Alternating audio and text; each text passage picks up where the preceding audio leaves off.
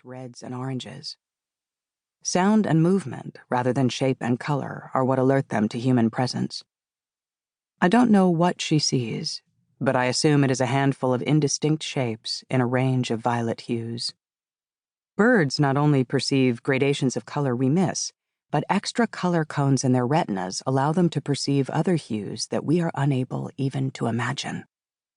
Snakes are equipped with pit organs on either side of their heads to detect the warmth of what is around them. Capable of infrared sight, they navigate the world by reading the heat signatures of the prey that may be nearby. By discerning ultraviolet light, bees see patterns of flowers invisible to us and use them to locate nectar. They process color as much as 5 times faster than humans, seeing the way colors change with angle and perceiving iridescence where we do not. The black-eyed Susans outside my kitchen door have discs of hues on their petals I cannot see, and when I take in the radiance in a field of sunflowers in July, it is bright with patterns that remain out of my view. The range of visible light apparent to us is only a small part of the electromagnetic spectrum. The entire world is shining with things we cannot see. A place actually called a blind seems like a good spot to begin thinking about being unseen and the conditions under which we become visible. To the doe, it is not my vaguely concealed form or my brown sweater, but my stillness that keeps me out of view. For the crows, it is my unfamiliarity, and for the gray squirrel, my shadow. My own vision is limited to an arc of 120 degrees, most of that peripheral, and I know this invisibility conference includes insects, amphibians, rodents, and birds that entirely escape my notice.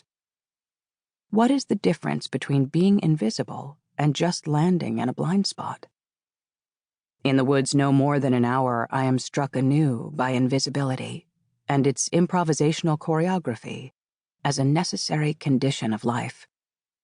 I am reminded of the grace of reticence, the power of discretion, and the possibility of being utterly private and autonomous, yet deeply aware of and receptive to the world.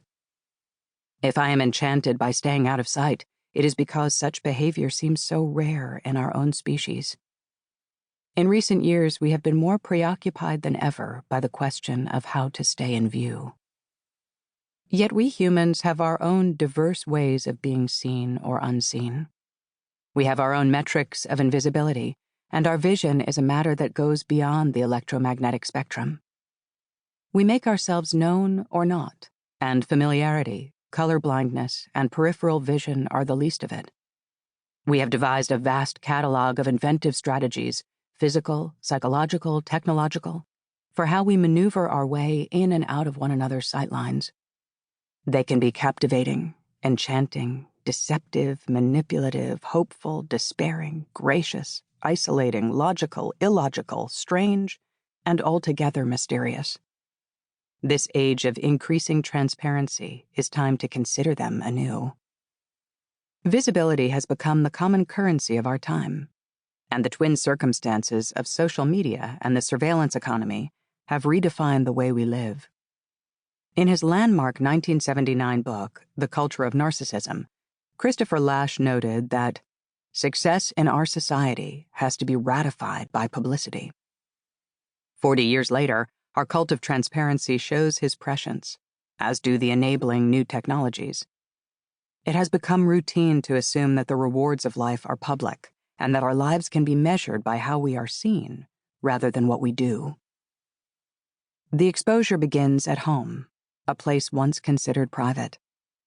In the nursery, internet-connected baby monitors equipped with high-resolution lenses, built-in microphones, and motion sensors may serve security, but they also reconfigure the relationships between parent, infant, and caregiver.